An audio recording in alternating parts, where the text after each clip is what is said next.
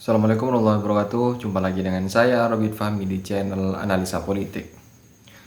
Teman-teman semuanya, kali ini saya akan berkomentar soal bocornya putusan MK soal sistem pemilu tertutup.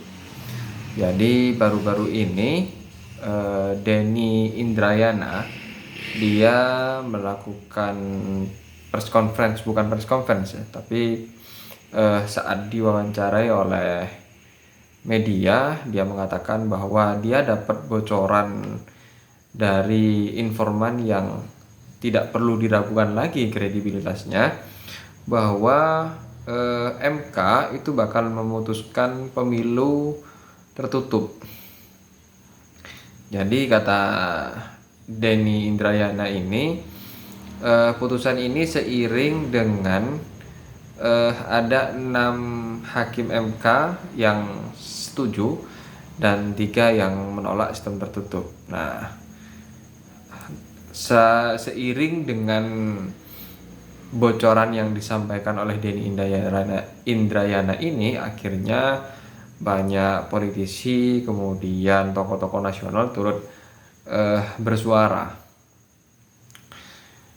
Tapi kemudian tidak lama berselang dari itu, media mengejarnya ke Humas MK. Humas MK mengatakan bahwa itu tidak benar katanya, karena putusan MK itu bersifat rahasia dan apalagi proses persidangannya itu masih berjalan.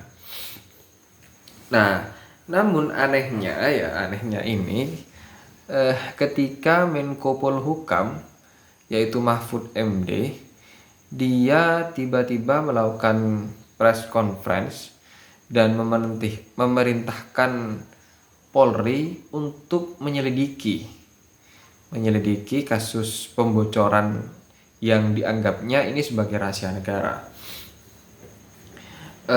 Mahfud ini meminta Kapolri untuk menyelidiki. Nah, kalau kita cerna, ini seolah mengkonfirmasi bahwa apa yang dibocorkan oleh Denny Indrayana ini ya benar, bahwa bocoran dari orang dalam yang disampaikan Indrayana bahwa putusan MK bakalan sistem tertutup ini benar.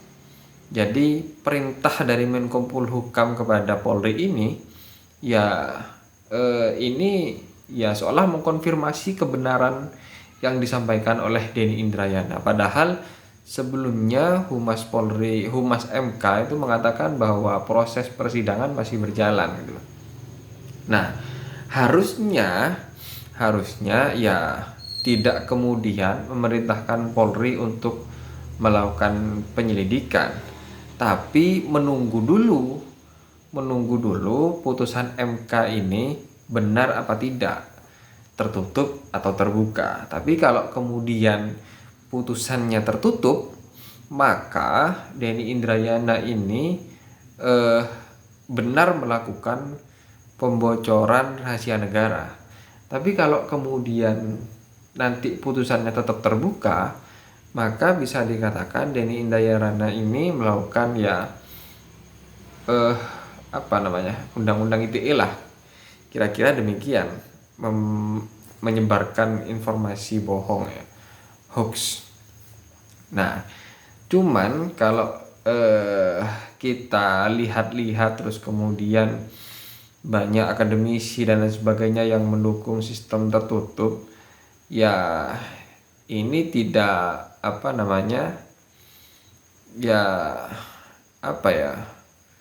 tidak fair kalau kemudian itu diterapkan hari ini. Karena kenapa? Ya sekarang tahapan pemilu itu sudah berjalan dan masing-masing parpol itu sudah menyerahkan DCS-nya kepada KPU, dan kemungkinan besar apa yang disampaikan oleh mantan presiden ke-6 yaitu SBY, bahwa kemungkinan terjadi chaos ya benar, kemungkinan terjadi chaos itu sangat besar karena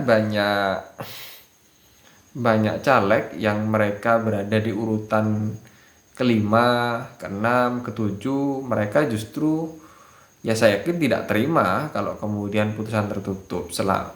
Sementara ketika mereka sudah mendaftar ke KPU, sebelumnya saya yakin mereka sudah mengkonsolidir konstituennya yang ada di bawah di masing-masing dapil mereka. Dan kemungkinan besar mereka sudah mulai mengeluarkan kos politik untuk mengkonsolidir konstituennya. Nah, kalau kemudian tiba-tiba tertutup, otomatis di posisi atau nomor urut 3, 4, 5, 6 dan seterusnya itu ya kemungkinan besar untuk jadi itu kecil karena yang terpilih nanti nomor 1 dan sesuai urutan lah. Sebagaimana pemilu ini ketika zaman Orba dulu, otoritarian. Dan ini bukan lagi bukan lagi dari rakyat untuk rakyat, tapi dari elit politik untuk elit politik, dari elit parpol kepada elit parpol. Ya kira-kira demikian lah kalau kemudian nanti ini benar-benar sistem pemilu tertutupnya itu benar-benar diputuskan oleh MK.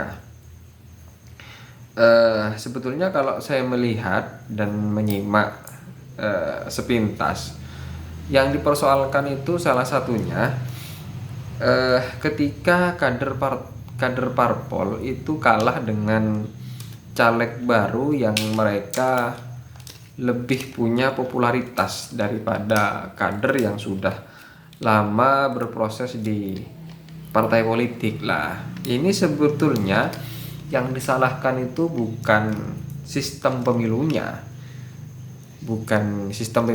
yang seharusnya disalahkan, tapi apa? Tapi partai politik.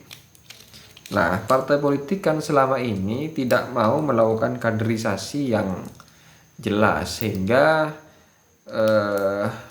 ya menjaring caleg dengan cara mengambil caleg yang sudah punya popularitas itu.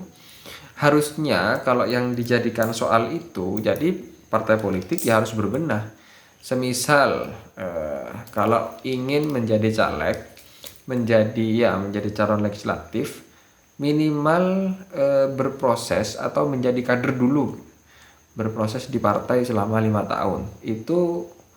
Itu lebih jelas daripada harus mengubah sistem pemilunya. Ini konyol sebetulnya kalau itu yang dipersoalkan. Karena ya harusnya partai politik yang berbenah. Terus kemudian yang kedua, bagi penggugat ini, kalau kemudian yang dipersoalkan itu masalah sistem atau tingginya angka money politik, berkaca kepada era Orba ya, money politik tetap ada toh, walaupun itu polanya tidak ke bawah tapi ke atas, yaitu ke elit politik, ke elit partai. Makanya kemudian kalau ingin mengubah sistem terbuka menjadi sistem tertutup hanya karena money politik, ya itu keliru.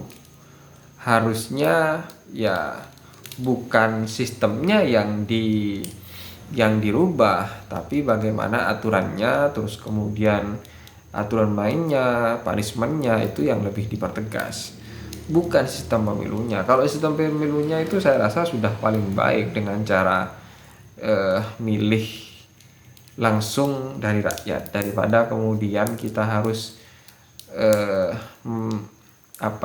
disuruh memilih atau kucing dalam karung ya, tidak tahu apa yang harus kita pilih.